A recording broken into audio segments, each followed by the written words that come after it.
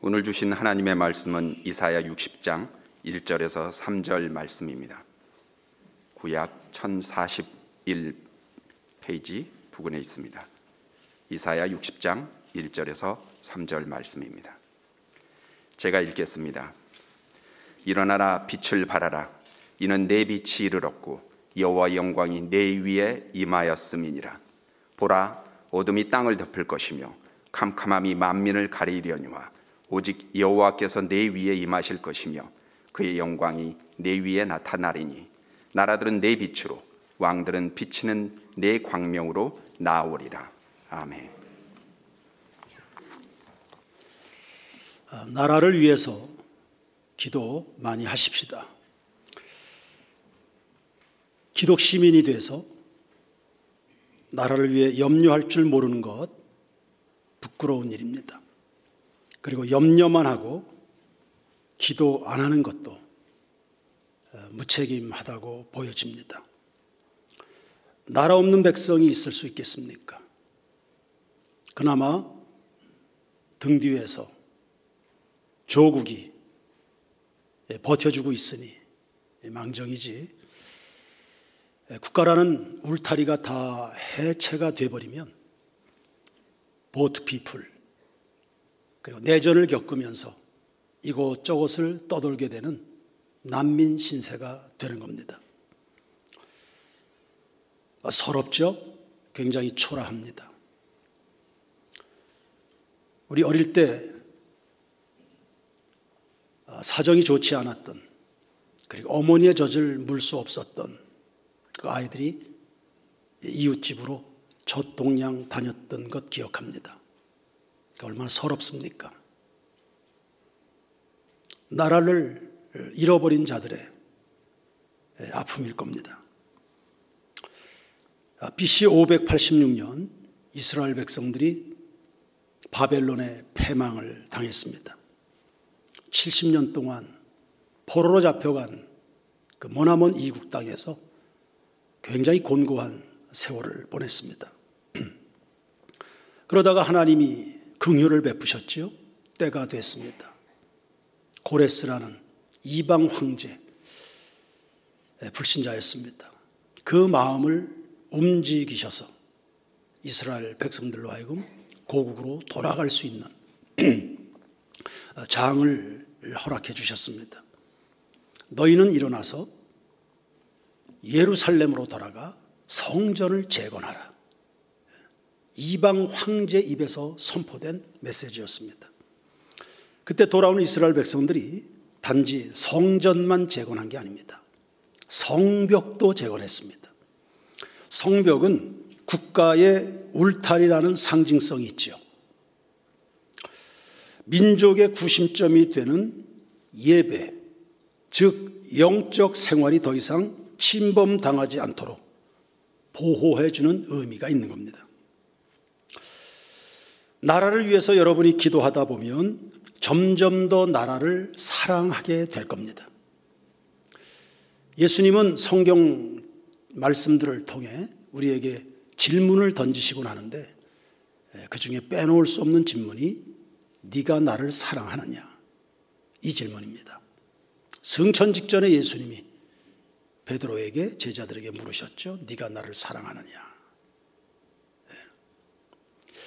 나라를 사랑하는 사람들이 많아지는 거, 이거 우리나라가 간직하게 되는 축복입니다. 말할 수 있습니다. 걱정할 수도 있습니다. 여러 가지 대안들을 제시할 수도 있습니다. 그러나 그 모든 것들이 사랑해서 할 수 있다면 그건 정말 축복이 되는 거죠. 뭐든지 다 그런데 사랑하면 길이 보입니다. 하나님이 이스라엘 백성들을 사랑하셨습니다. 홍해바다에 길이 나오지 않습니까? 그 하나님을 사랑하고 백성들을 사랑하는 모세에게 길이 보이는, 그 칠흑 같은 어둠 속에서 빛을 찾아내게 되고요. 아무도 어쩔 수 없는 사면초가에 빠졌어도 사랑하면, 사랑의 눈으로 보면 해결할 수 있는 방법이 나오게 됩니다. 하나님은 우리에게 기도 우선주의를 가르치십니다. 그래서 기도하면 사랑하게 돼 있습니다. 남편을 위해서 기도해 보십시오. 얼마나 귀하고 감사한지요. 교회를 위해서 기도해 보십시오. 주일 예배가 기다려질 겁니다. 나라와 민족을 사랑해 보십시오. 대한민국처럼 아름다운 땅이 없습니다. 기도가 사랑을 만든다. 기도해라. 한국교회 초창기, 즉 일제강점기 시절부터 교회는 애국자들이 많았습니다. 그래서 독립선언문 주역 33명 가운데 기독교인들이 길선주를 포함해서 무려 16명, 절반 가까이 됩니다. 이거 우리가 이미 잘 알고 있는 사실 아닙니까? 그 외에도 조만식, 남궁옥, 이승훈, 서재필 등등 일제하, 칠흑같이 어두운 시대에 절망을 이겨내도록 견인해준 리더들 상당수가 기독교인이었습니다. 이러한 선배들의 나라 사랑 정신이며 그리고 각 시대마다 그들이 사회적으로 가졌던 그 포지션, 이거 우리가 계승하기도 해야 되고요. 이거 잊지 마셔야 합니다. 나라를 위해 기도할 때 위정자들부터 축복하십시오. 위정자의 수준이 곧 대한민국의 수준이 됩니다. 싫든 좋든 어쩔 수 없습니다. 국가의 수준은 그들을 넘을 수 없거든요.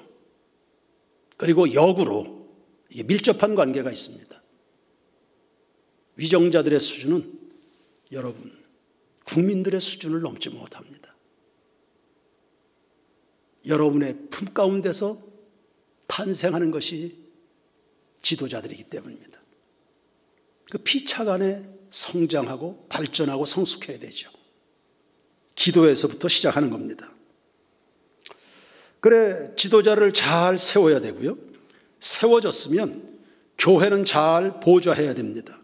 정치에 개입하라는 말은 아닙니다. 때로는 모세를 보좌했던 아론과 훌처럼 헤롯을 바른 길로 인도하려고 했던 아주 샤프한 세례 요한처럼, 그리고 범죄한 다윗을 각성시킨 나단 선지자처럼 위정자들 곁에는 소명을 가진 그리스도인들이 그 곁에 머물러 있어줘야 합니다. 디모데전서 2장 1절 이하에 그러므로 내가 첫째로 권하노니 모든 사람을 위하여 간구와 기도와 도구와 감사를 하되 임금들과 높은 지위에 있는 모든 사람을 위하여 하라. 이는 우리가 모든 경건과 단정함으로 고요하고 평안한 생활을 하려 함이라.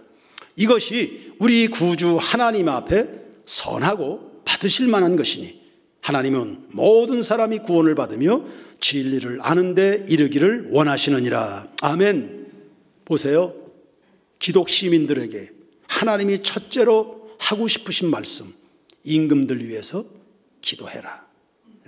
그리고 디모데전서 2장 8절 그러므로 각 처에서 새벽에 기도하는 남자들이 분노와 다툼이 없이 세속적 진영 싸움에 휘둘리지 말고 거룩한 손을 들어 주의 뜻이 하늘에서 이루어진 것처럼 이 땅에도 이루어지기를 원합니다. 이 거룩한 손을 들어 기도하기를 원하노라 했습니다. 이렇게 하는 것이 하나님 앞에 선한 일이라고 했습니다.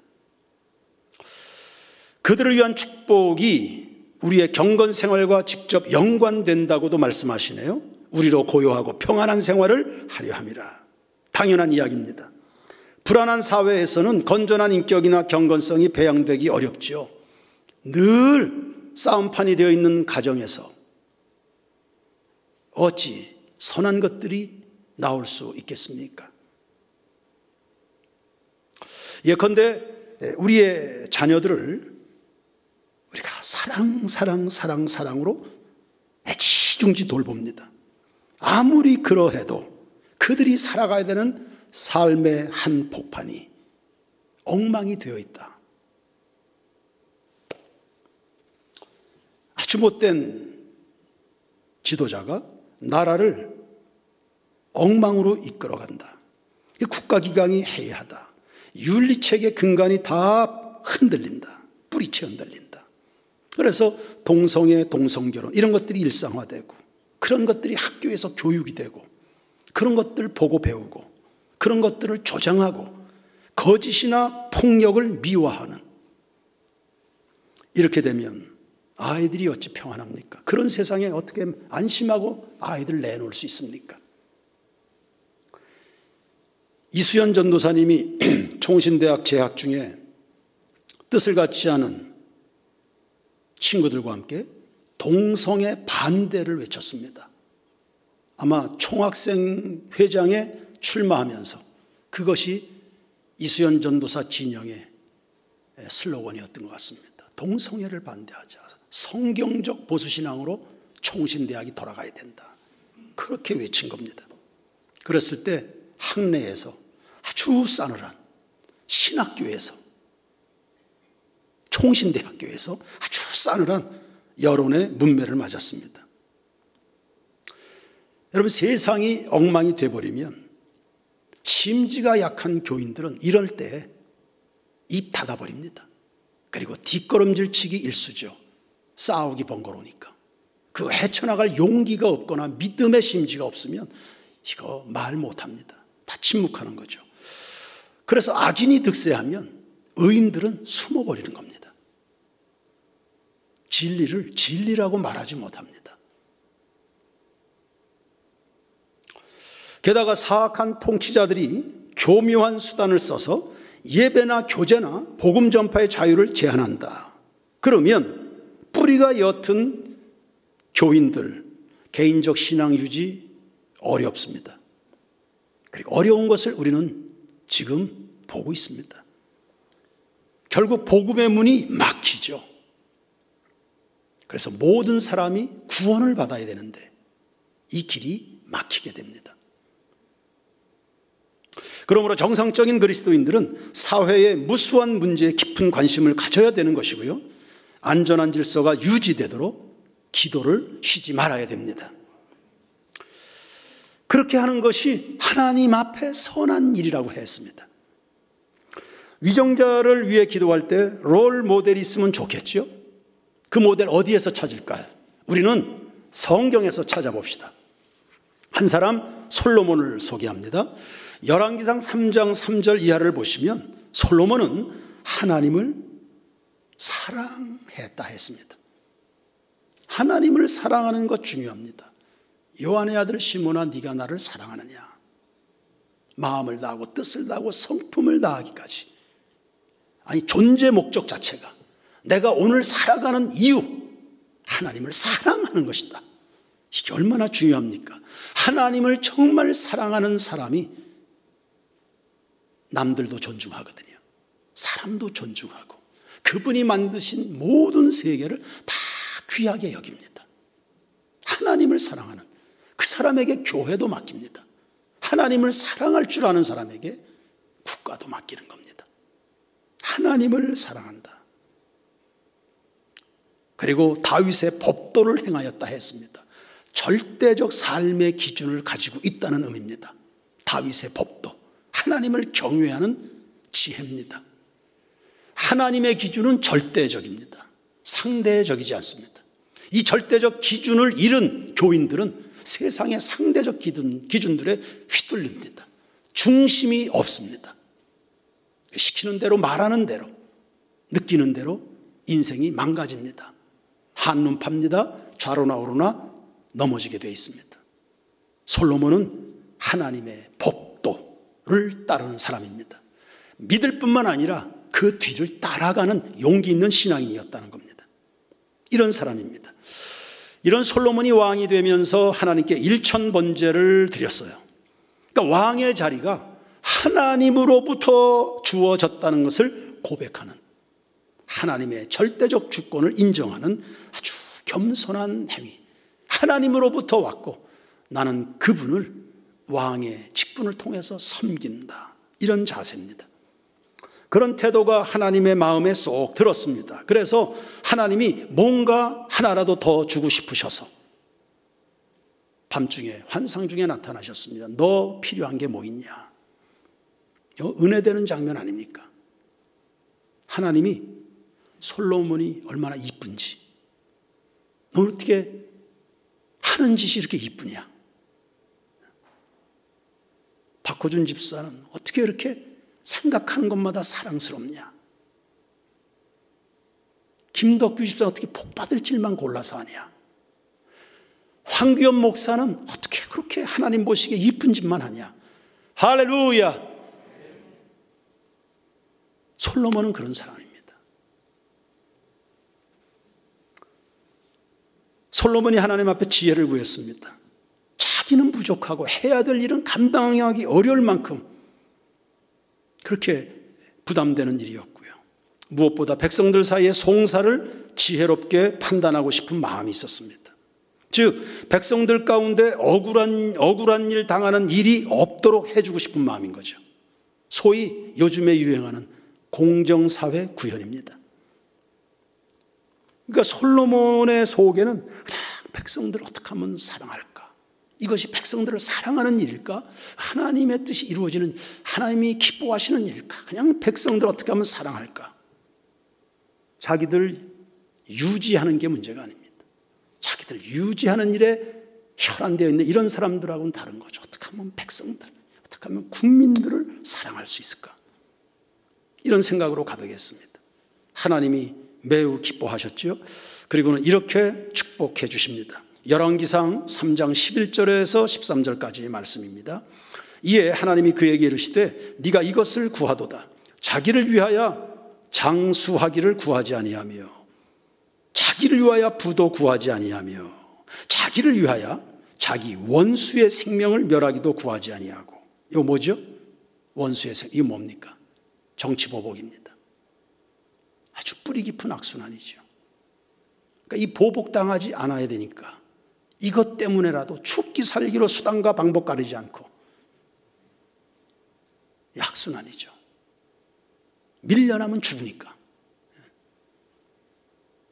백성들 사랑하는 것보다도 밀려나면 죽으니까 죽기 살기로 진흙탕 싸움을 보입니다. 원수의 생명을 멸하기도 구하지 아니하고 오직 송사를 듣고 분별하는 지혜를 구하였으니 내가 네 말대로 하여 네게 지혜롭고 총명한 마음을 주노니 네 앞에도 너와 같은 자가 없었거니와 네 뒤에도 너와 같은 자가 일어남이 없으리라.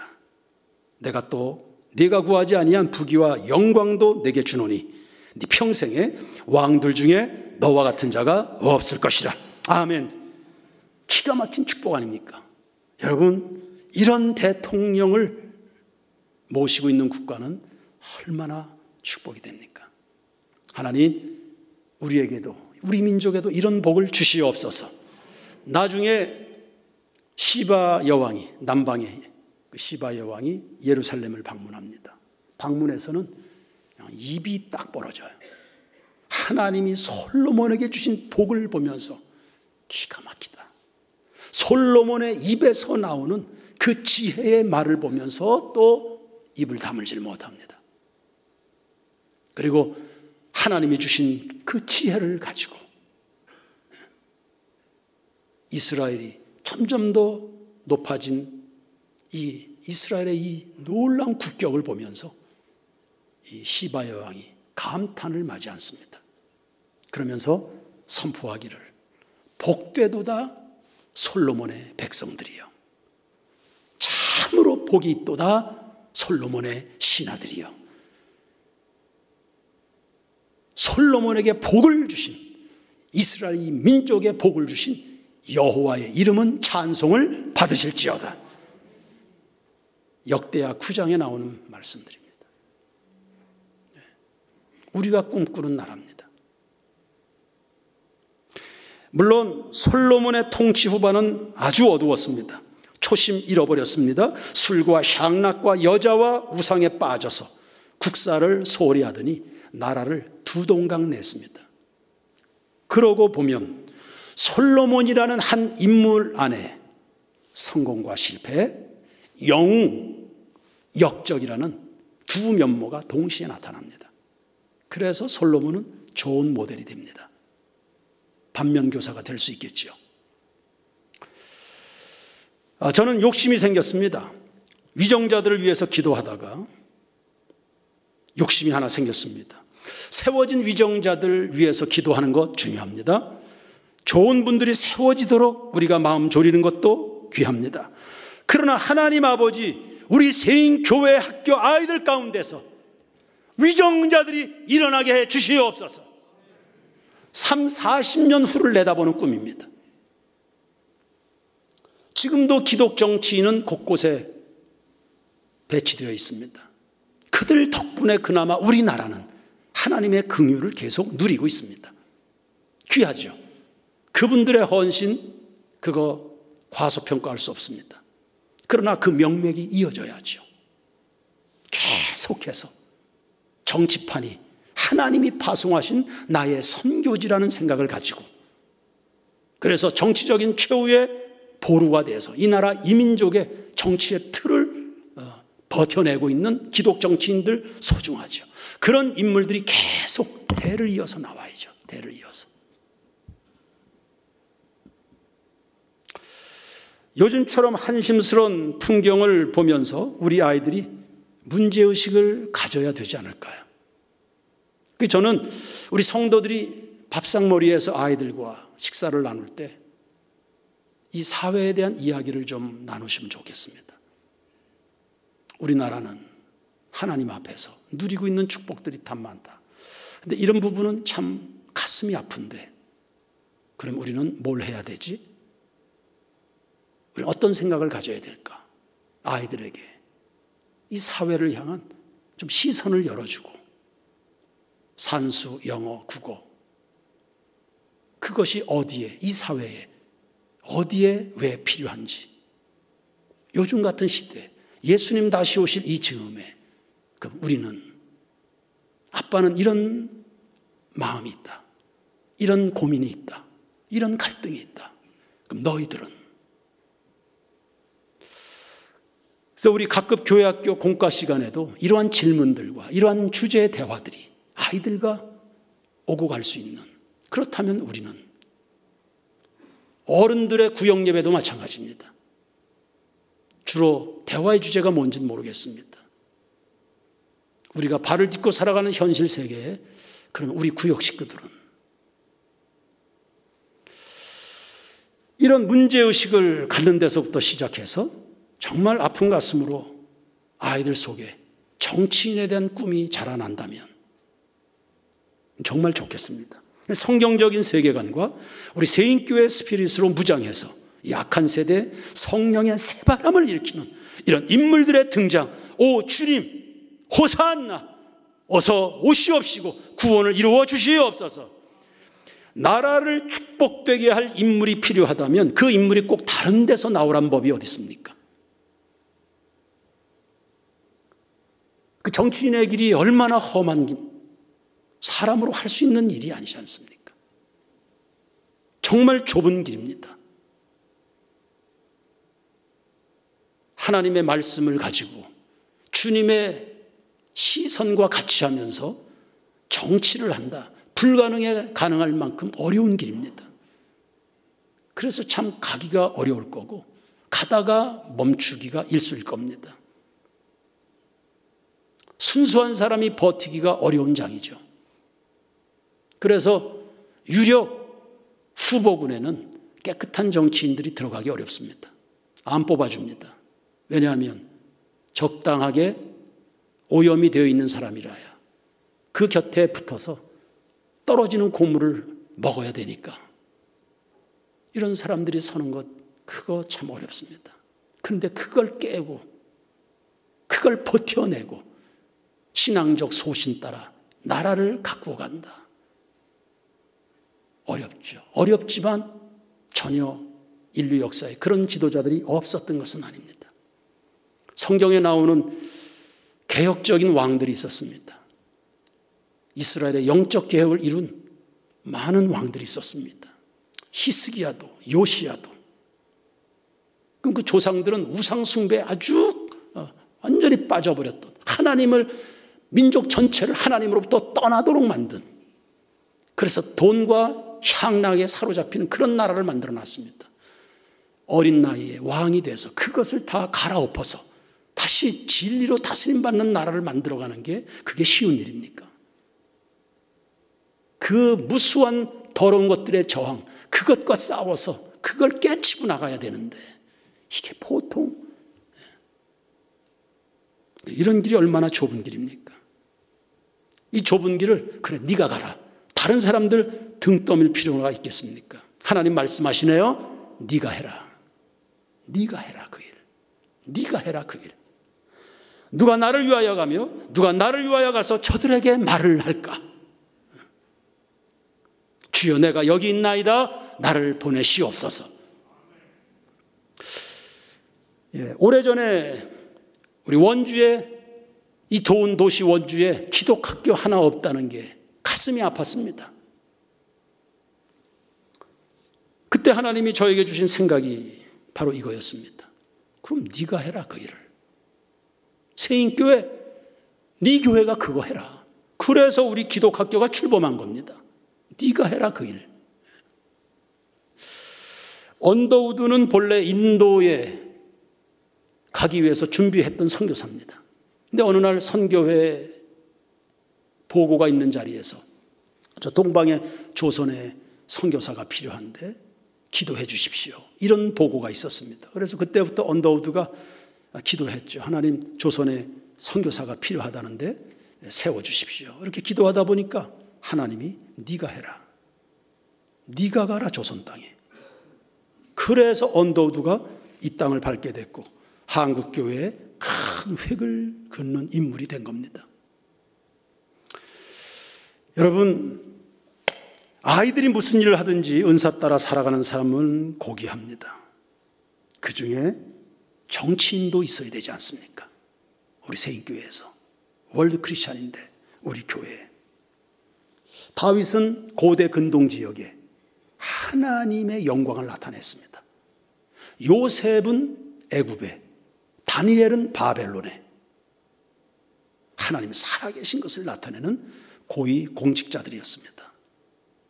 우리 세인교회 이런 비전을 가진 아이들이 우리 품 안에서 나와야 되지 않습니까? 아멘 하시기 바랍니다. 하나님 보내주시옵소서. 윌리엄 윌버포스라는 영국의 정치인이 있었습니다. 젊어서 내가 뭘 하고 살아야 되나 꿈을 탐색하는 과정에 짓밟히고 있는 흑인 노예들이 보였습니다.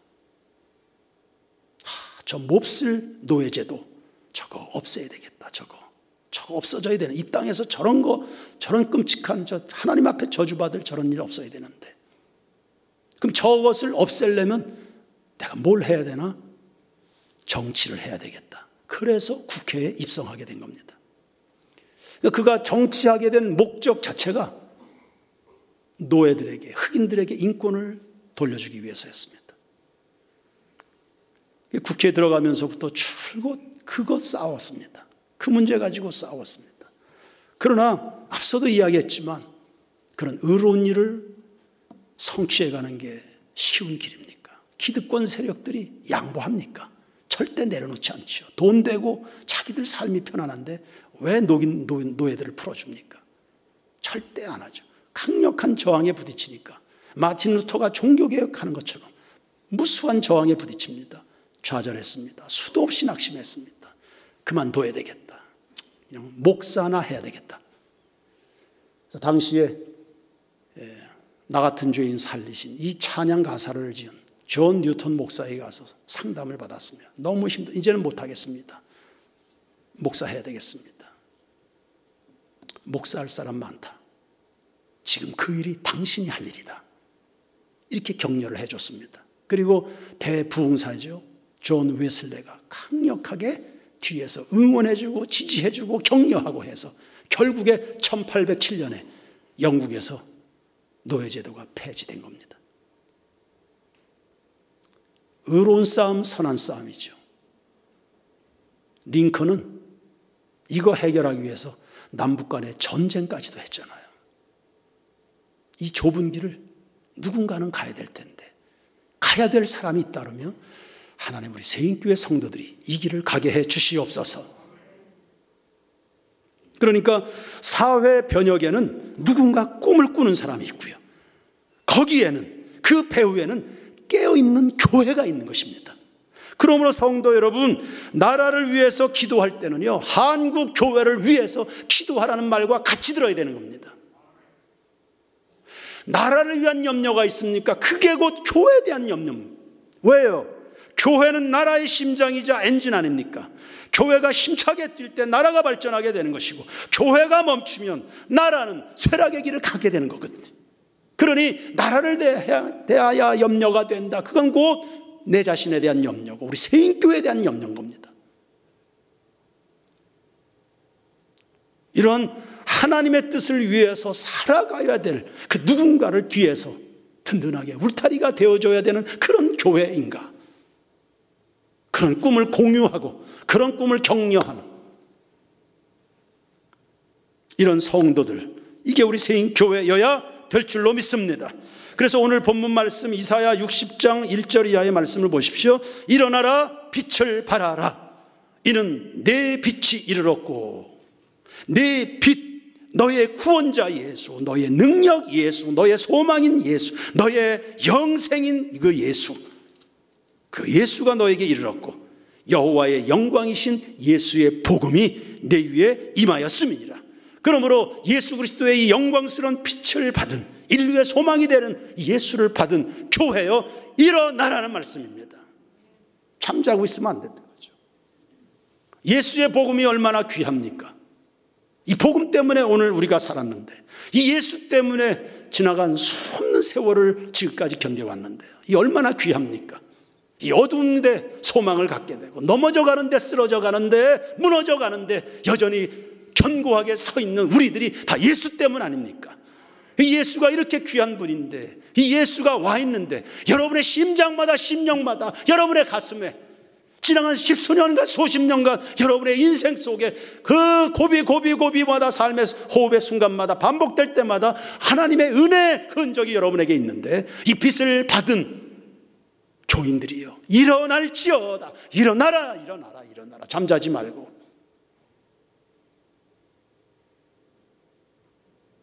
왜 일어나야 됩니까? 2절 말씀을 보시면, 보라, 어둠이 땅을 덮을 것이며 캄캄함이 만민을 가리려니와.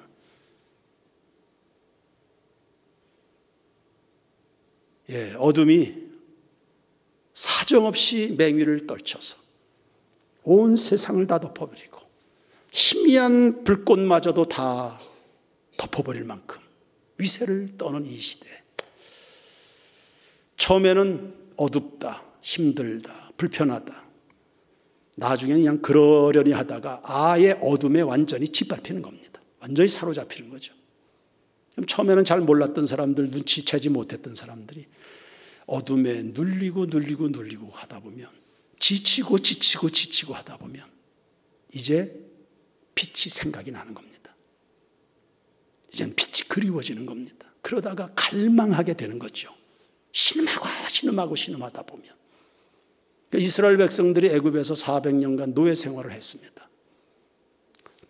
눌리고 짓밟히고 빼앗기다가 결국에는 살려달라고, 구원자를 보내달라고 하나님 앞에 절규하고, 그때 하나님이 그 음성을 하늘에서 들으시고 구원자 모세를 보내주신 거 아닙니까?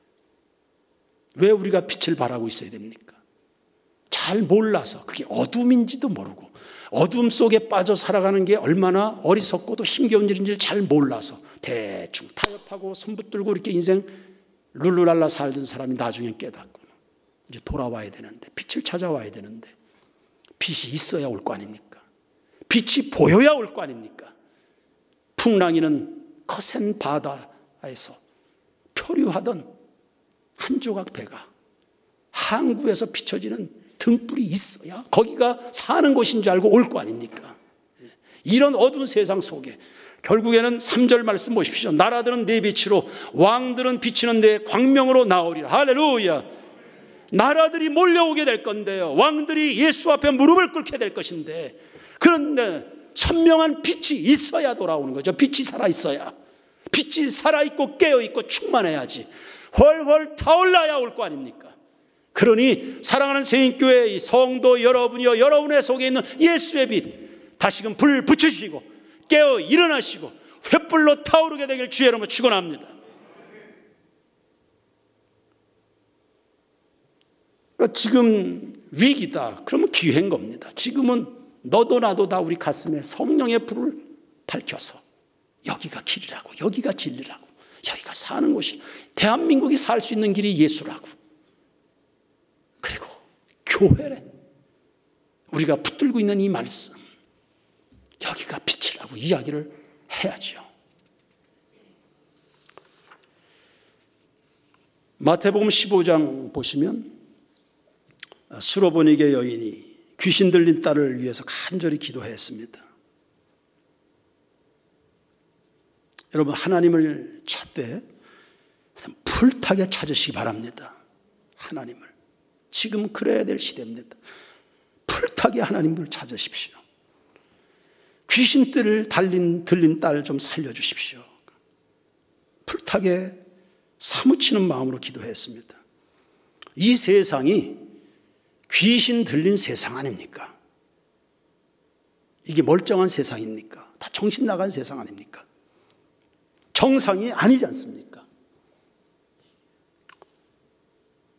제가 한 넉 달쯤 됐습니까? 손자를 안게 됐잖아요. 그러면서 또 새삼 드는 생각이지만, 아니, 이런 아이들을 어떻게 학대합니까? 그런 아이들의 배를 어떻게 밟습니까? 이게 정상입니까? 이 귀신 들린 세상이지. 가정폭력, 데이트폭력, 희한한 성적인 문란들, 이런 것들, 마약 먹고 마약 타고 해서 이게 정상입니까? 세상이. 귀신이 오는 것은 도적질하고 빼앗고 죽이는 것뿐이다. 이 정상이 아니잖아요. 세상이요. 끔찍하지 않나요? 예, 뭐 따뜻한 영상들도 있겠지만 그 넷플릭스류의 그 영상들을 보면 정말 도를 넘었습니다. 이제는 점점 더 그렇게 얼마나 자극적인지요, 얼마나 폭력적인지요, 얼마나 음란한지. 근데 기독교인들이 아무 개념 없이 그걸 밤새도록 들여다본다. 예, 모든 작품에는 심오한 메시지가 있겠죠. 그러나 그 메시지를 이해하는 사람들, 그 메시지를 따라 선하고 의로운 꿈을 꾸는 사람들이 몇 명이나 될까요? 그거 보면서 그냥 현상적으로 다가오는 그냥 영상에다 뇌리가 이게 다 노출이 되는 건데요. 세상을 도대체 어떻게 만들어 가려고. 다 그런데 다 정신 팔리고 그렇게 그런 것들을 뿌려대서 돈을 긁어 모으고. 이게 정상입니까? 세상이. 그래서 제 딸아이에게 넷플릭스 계약 해지해라. 불매운동이라도 해야 되겠다. 성도들에게 광고해야 되겠다. 다 그런 거 해지하라고. 그런 거 밤새도록 들여다보다가 교회 와서는 졸고 그럼 됩니까?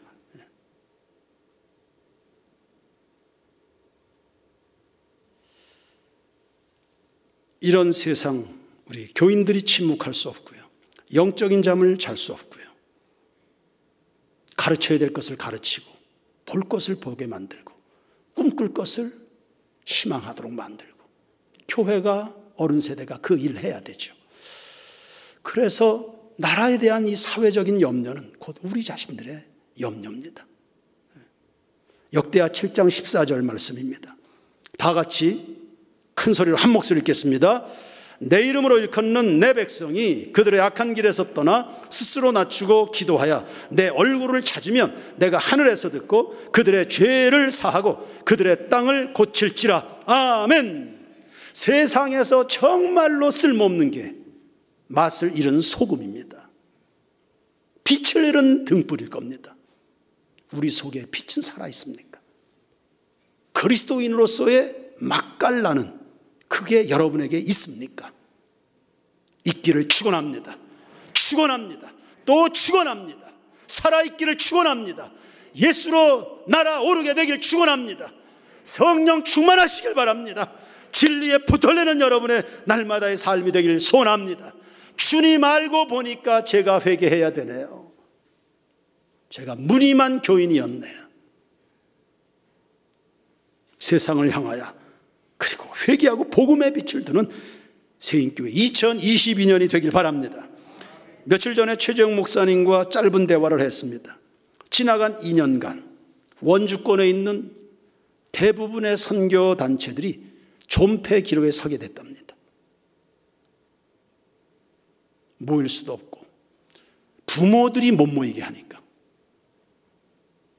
선교 단체들이 다 문을 닫을 위기에 그나마 겨우 CCC만이 명맥을 유지하고 버티고 여러 명의 새로운 간사들이 출연해서 참 고무적인 일이 그나마 CCC만이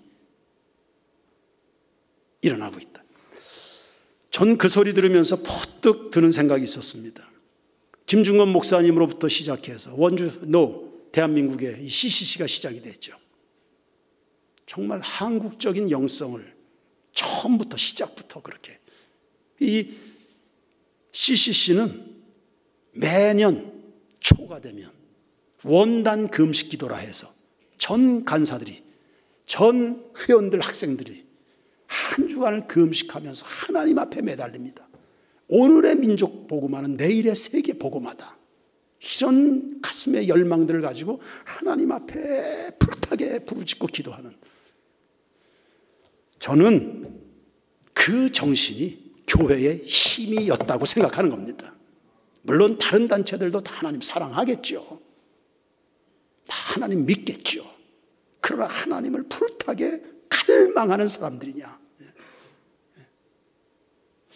에스더는 전멸 위기에 놓인 민족을 위해서 죽으면 죽으리라 기도했습니다.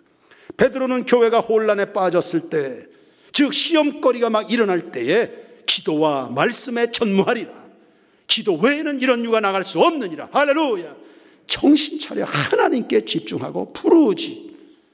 그리고는 복음의 빛을 발하게 된 겁니다. 이 예배당이 건축되고 이웃 주민들에게서 민원이 들어갔습니다. 세인교회 예배당에 저 십자가 불빛 좀 저거 없애달라고 시청에 민원이 들어갔습니다. 저에게 전화가 왔습니다. 담당 공무원이. 목사님, 십자가 불빛 좀 꺼주시면 안 되겠냐고. 십자가가 교회의 상징인데요. 그럼 우리 보러 교회의 이 길을 포기하라는 거냐. 누가 그런 민원을 놓냐. 그 사람 나한테 알려달라. 내가 해결하겠다. 그건 안 되는데요.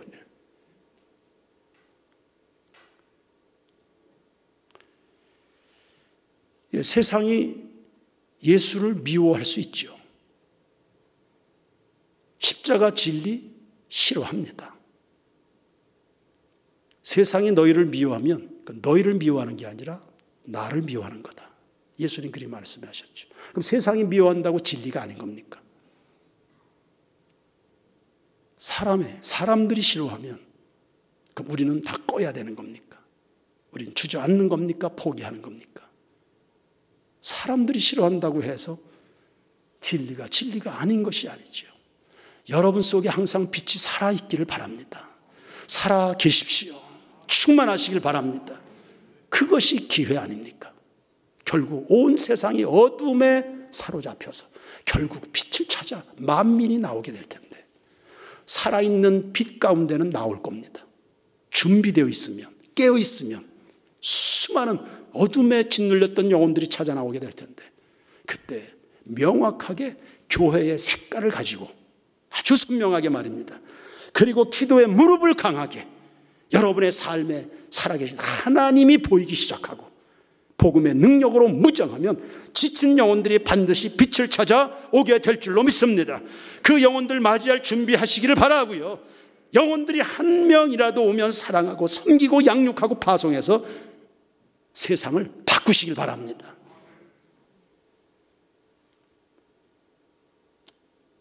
영역이 답입니다. 영역이 답입니다. 영역이 답입니다. 기도하십시오. 나라를 위해서 기도하다가 여러분들이 존귀한 하나님의 사람들로 준비되셔서 만민이 네 빛으로, 열왕들이 네 영광으로 다 나온다. 우리의 영광이 뭡니까? 돈입니까? 지식입니까? 왜 뭐겠습니까? 우리 속에 있는 예수라. 그게 우리의 영광입니다. 우리 속에 있는 여러분의 손에 들린 생명의 복음이 세상의 빛입니다. 일어나시고 빛을 발하시고 길을 잃어 헤매는 사람들에게 길을 알려주시기 바랍니다.